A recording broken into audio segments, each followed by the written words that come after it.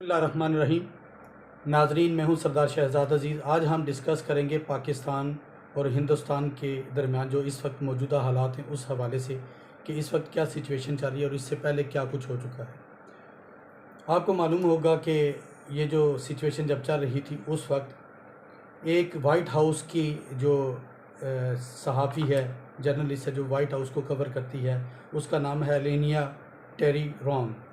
उसने अपना जो तज्ज़िया बयान किया और उसने उस वक्त अपनी रिपोर्ट जो है वो हिंदुस्तान को और अपने प्रेसिडेंट जो उनका अमेरिका का वाइस प्रेसिडेंट उस वक्त जो है वो हिंदुस्तान में मौजूद था उसको दी।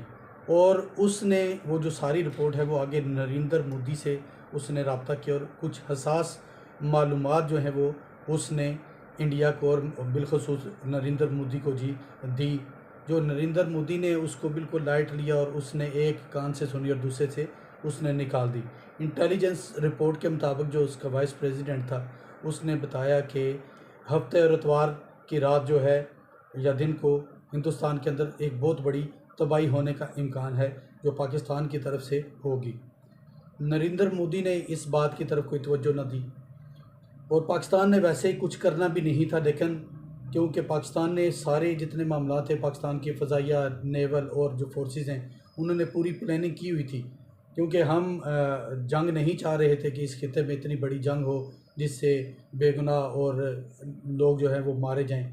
इसलिए पाकिस्तान आखिरी हद तक सब्र कर रहा था, लेकिन हिंदुस्तान जो है वो बढ़ के मार रहा था। नरेंद्र मोदी अपनी सियासी साख को बचाने के लिए वो चाह रहा था कि किसी तरीके से हम पाकिस्तान के ऊपर अटैक करें, हमले करें, और शायद उसने पाकिस्तान को भी फ़लस्तीन समझा हुआ था या हमास समझा हुआ था कि हम अटैक करेंगे जिस तरह इसराइल कर रहा है, और आगे से वो उसका कोई जवाब नहीं दे रहे।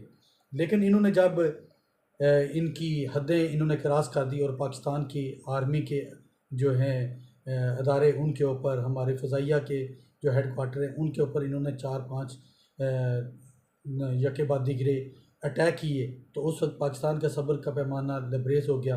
और उसी रिपोर्ट के मुताबिक जो वाइट हाउस की जो है जर्नलिस्ट उसने दी थी और आगे उनके वाइस प्रेसिडेंट ने इनको कन्वे किया, उसके मुताबिक फिर सुबह के टाइम पाकिस्तान के चीफ ऑफ आर्मी स्टाफ जो है सैयद आसिम मुनीर हाफिज साहब, उन्होंने फ़जर की नमाज़ पढ़ी और उसके बाद उन्होंने गो हेड दी। बल्कि ये कहा जाता है कि उन्होंने फ़जर की नमाज की जमात खुद करवाई और उन्होंने वो कुरान पाक की आयत के मुताबिक एक राह मुतय्यन की। उन्होंने कहा कि आप इनके ऊपर बरस पड़ो। और हकीकत ये है कि हिंदुस्तान को और पूरी दुनिया को ये नज़र नहीं आ रहा था कि पाकिस्तान इतना बड़ा जो है इनके पास ये मवाद मौजूद है और इतना पाकिस्तान एडवांस हो चुका है, जिसके मुताबिक पाकिस्तान ने जब हिंदुस्तान के ऊपर हमला किया तो उनकी जनाब जो है ना वो चीखें निकलना शुरू हुई और फ़ौरन उन्होंने जो है वो इसके साथ रब्ता किया अमेरिका में प्रेसिडेंट के साथ, ट्रंप के साथ, और उन्होंने कहा जनाब कि आप मीडिएटर बने और हमारी इस जंग को बंद करवाएं। तो ट्रंप ने कहा मैं आपको पहले कह रहा था। उन्होंने कहा नहीं सर, अब जो है ना ये जंग बंद होना चाहिए। और क्योंकि काफिर मकार है, उनके जहन में ये नहीं था कि हमारे साथ क्या होगा।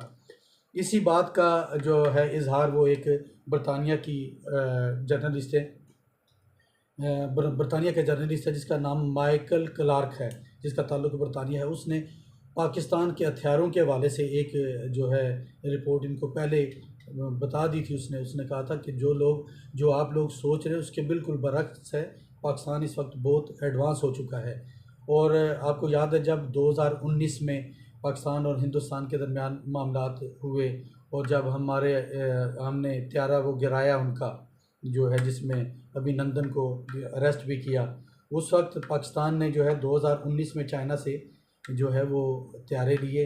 उस वक्त इंडिया के पास राफेल नहीं था। बाद में इन्होंने सोचा कि अगर हमारे पास राफेल आ जाएं तो हम पाकिस्तान का बड़े भरपूर तरीके से मुकाबला कर सकते हैं। उसके लिए उन्होंने फिर जो है राफेल त्यारा जो है वो फ्रांस से ख़रीदा। लेकिन राफेल को चलाने वाले ये कहाँ से लाएं? ये इंतहाई नालायक कौम है, इंतहाई जो है वो बुज़दिल कौम है। और उसका रिज़ल्ट भी ये हुआ कि बेसिकली राफेल जो है वो अकेला राफेल नहीं तबाह हुआ, एक तरफ से उनकी जो उसकी सारी पॉलिसीज़ थी वो तबाह बर्बाद होगी और दूसरी तरफ से राफेल जो तैयारा था वो फेल हो गया। और अल्हम्दुलिल्लाह पाकिस्तान की इंटेलिजेंस एजेंसियाँ MI और मिलिट्री इंटेलिजेंस के अलावा आईएसआई जो है, हमारे दोनों जो जर्नल हैं, जनरल वाजिद अजीज़ और जो हमारे आईएसआई के हैं, वो इंतहाई प्रोफेशनल और अल्हम्दुलिल्लाह सच्चे और पक्के मुसलमान भी हैं, जिनका ये दावा है कि काफिर है तो करता है शमशीर पे भरोसा, मुसलमान है मोमिन है तो लड़ता है बेतेग सिपाही। नाजरीन, जब ये सारे मामलात हो गए, तबाही मची उनकी, तो उनको अब कुछ नज़र नहीं आ रहा था कि अब क्या करें, और उसी दौरान उन्होंने जंग बंदी के लिए अपील की और ट्रंप दरमियान में आए और उन्होंने जंग बंदी का ऐलान कर दिया। अब बात यह है कि इस जंग बंदी के पीछे भी एक भयानक सोच है, एक भयानक प्लान उनकी प्लानिंग है। अब हुआ यह कि नरेंद्र मोदी की तो सियासत का जनाजा निकल गया, पाकिस्तान ने उसकी सियासत का जनाजा निकाल दिया, अब वो परेशान है। और हमेशा ये होता रहा है कि जब भी आपने देखा होगा कि इस तरह के टेंस मामलात होते हैं, तो उस वक्त हमेशा ये होता है कि हिंदुस्तान की जो फोर्सेस के होते सरबराहान हैं, वो फ्रंट लाइन पे नहीं आते, इनकी सिविल क़यादत जो है वो सारे क्रेडिट को लेना चाहती है, और वही आके जनाब कहते हैं जी कि हमने फ़लाँ जगह तबाह कर दिया, हमने ये कर दिया, वो कर दिया।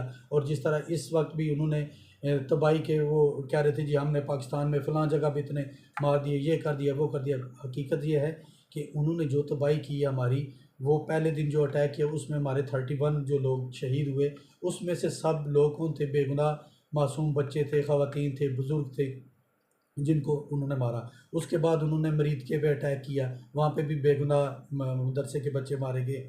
बहावलपुर या बावलनगर जहाँ पे भी वो अटैक करते रहे, बेगुनाह लोग उन्होंने मारे। उनको इतनी हिम्मत नहीं थी कि वो हमारे मिलिट्री के अदारों पे या किसी जगह पे अटैक करते। जो ही उन्होंने हमारी हदें क्रॉस की, तो फिर उन्होंने भी देख लिया कि उनका अंजाम क्या हुआ। उसके बाद आपने पहली दफ़ा ये हुआ कि उनकी जितने भी हैं डीजीएमओ जो हैं, वो लेफ्टिनेंट जनरल होता है, वो फ़ज़ाइया का और आर्मी का और नेवल का तीनों इकट्ठे बैठे और सवालात का जवाब देने लगे। और जो भी जर्नलिस्ट उनसे सवाल करते थे, उनके पास उनके सवालों का कोई जवाब नहीं था। जर्नलिस्ट जो है उन्होंने सवाल किया कि आपके अगर राफेल तैयारे तबाह नहीं हुए, तो आप बताएं कि आपने पाकिस्तान के कौन से तैयारे तबाह किए? उन्होंने कहा जी हमने फ़लाँ तैयारा तबाह किया। उन्होंने कहा उसका कोई सबूत? उन्होंने आगे से ये जवाब दिया जो उनके डीजीएमओस थे, उन्होंने कहा जी वक्त आने पे हम इसका जवाब देंगे, इस वक्त हम हालत जंग में। दूसरी तरफ आप देखें, पाकिस्तान के जो है DGISPR और नेवल के जो बैठे थे, वो बड़े उनकी बॉडी जो लैंग्वेज थी, जिस तरीके से मुस्कुरा रहे थे, वो ये पता चल रहा था कि वाकई जो फ़तह इनका मुकद्दर बनी है। और दूसरी तरफ जो उनकी बॉडी लैंग्वेज बता रही थी और सामने नज़र आ रहे थे कि ये शिकस्त खुर्दा लोग हैं। और जब पाकिस्तान के DGISPR और फ़ज़ाइया के लोगों से पूछा, तो उन्होंने बाकायदा लोकेशंस वगैरह हर जगह जहाँ जहाँ पे उनके तैयारे मार गिराए, वो उन्होंने बताई लोकेशंस। उसके अलावा जो 26 पॉइंट थे जिसको पाकिस्तान ने अल्हम्दुलिल्लाह अच्छे तरीके से टारगेट किया और उस टारगेट को अचीव भी किया। जो पाकिस्तान ने जो है वो बाकायदा अपनी जो उनकी ब्रीफिंग थी, प्रेस ब्रीफिंग थी, उसमें इन्होंने बताया, जिसको हिंदुस्तान के मीडिया ने, उनकी आर्मी ने भी उसको एडमिट किया कि 26 पॉइंट थे जहाँ पे पाकिस्तान ने तबाही मचाई है। बात यह है कि अब ये मामला यहाँ मुझे ख़त्म नज़र नहीं आता हुआ नज़र नहीं आता, क्योंकि नरेंद्र मोदी की सियासत जो है वो नाकाम हो गई। कांग्रेस काफ़ी अरसा से इसके पीछे लगी हुई थी कि किसी तरीके से वो अपना बयानिया जो है कौम के सामने ला सकें, लेकिन वो उसमें मुसलसल नाकाम हो रहे थे। और इस वक्त क्योंकि ये एक जो है शिकस्त खुर्दा लीडरशिप जो है नरेंद्र मोदी, इसने इंतहा पसंदी को जो है उसको फ्रंट लाइन पे किया और हिंदू और मुस्लिम की लड़ाई को बेस बना के इसने कहा जी कि ये मुसलमानों और हिंदू की लड़ाई है, कुफ्र और इस्लाम की लड़ाई है। तो इसके लिए उसने पूरी कौम को तैयार किया। अब हालात ये हो चुके हैं कि पूरी कौम जो है एक तरफ से फ़ौज को जूते मार रही है, उधर दूसरी तरफ से नरेंद्र मोदी को असम्बली के अंदर कांग्रेस जूते मार रही है, दीगर अपोजिशन पार्टीज़ जो उसने साथ लगाई हुई थी, और जो कह रहे थे कि किड़ करते तैयारे जो उनके गिरे हैं नीचे जनाब राफेल, उसकी उनकी असम्बली के अंदर जो है वो गूंजे आना शुरू हो गई हैं। और दूसरी तरफ पाकिस्तान का मोराल अल्हम्दुलिल्लाह पाकिस्तान की फ़ोर्सेस का, पाकिस्तान की इंटेलिजेंस एजेंसीज़ का बहुत बुलंद है और बुलंद रहेगा। अब जो ज़रूरत है वक्त की, वो इस वक्त ये है कि पाकिस्तान ने जिस तरह उनके 6 राफेल तैयारे तबाह किए, उनके 26 मकामात को निशाना बनाया, उनका S-400 जो है जो उन्होंने रशिया से लिया था सिस्टम, उसको तबाह बर्बाद कर दिया। फ्रांस के हथियारे थे वो तबाह बर्बाद कर दिए। अब वो हिंदुस्तान से, जो इंडिया अमेरिका से वो मांग रहे हैं कि हमें कुछ हमारी सपोर्ट करें। और 2 दिनों से आपने देखा कि अमेरिका का भी कुछ चीज़ें वहाँ पे आई हैं। और अब अमेरिका जो है वो अपने जो असला है उसको शायद इस्तेमाल करना चाहता है, लेकिन अमेरिका को भी सोचना पड़ेगा कि जिस तरह इसने फ्रांस और रशिया की मार्केट गिराई है, उसी तरह ये आपकी भी बर्बाद करेगा। पाकिस्तान इतना कमज़ोर नहीं है। पाकिस्तान अल्हम्दुलिल्लाह इस वक्त पूरे आलम इस्लाम के अंदर एक क़ुव्वत है, एटॉमिक पावर है। और पाकिस्तानी बेशक हमारे पेट में कुछ भी ना हो, हम लड़ना जानते हैं, हम अपने पेट पे पत्थर बांध लेते हैं, लेकिन जब लड़ाई का वक्त आता है तो आप देख लें ग़ज़वा बदर में क्या हुआ, ग़ज़वा उहद में क्या हुआ, ग़ज़वा खंदक में क्या हुआ। हम आखिर दम तक लड़ने वाली कौम है मुसलमान। और हिंदू बनिया और जो हिंदुस्तान के ये फोर्सेस हैं, ये दोबारा इस गलती की तरफ मत आएँ। और पाकिस्तान को भी चाहिए कि इन पर एतबार ना करें, क्योंकि हिंदुस्तान बिलखुसूस नरेंद्र मोदी, उसकी सियासत बिल्कुल ख़त्म हो चुकी है। वो अपनी सियासत को बरकरार रखने के लिए, बचाने के लिए पाकिस्तान के ऊपर दोबारा अटैक कर सकता है। और अगर अल्हम्दुलिल्लाह हमारी फोर्सेस भी इस वक्त वो हाई अलर्ट हैं। और इंशाल्लाह अगर दोबारा उसने हमारी तरफ धोखा देने के बाद नज़र उठाई तो पाकिस्तान के chief of army staff, Pakistan की फोर्सेस, पाकिस्तान की एजेंसीज इसको वो सबक सिखाएंगे कि सदियों तक इसका नाम और निशान मिट जाएगा और हिंदुस्तान इंशाल्लाह सफ़ाई हस्ती से मिट जाएगा। इसलिए मैं आपको बार बार अलर्ट करता हूँ, हिंदुस्तान की मीडिया को, जो तुम्हें फूंकें दे रहा है, जो तुम्हारे अंदर, तुम्हारे गुब्बारे के अंदर हवा भर रहा है कि जी कुछ भी नहीं होगा, कर दो। पहले भी तुम इसके अंदर हवा भरते रहे, उसकी हवा पाकिस्तान ने निकाल दी। अब शायद आप सिलेंडर भरना चाहते हैं, वो बड़ा सिलेंडर, तो उस सिलेंडर को हम फाड़ के रख देंगे पाकिस्तान की फोर्सेस। और इंशाअल्लाह नस्रुम मिनल्लाहि फ़तहुन करीब, अल्लाह ताला पाकिस्तानी कौम को, अफ़वाज पाकिस्तान को फ़तह नसीब करेगा।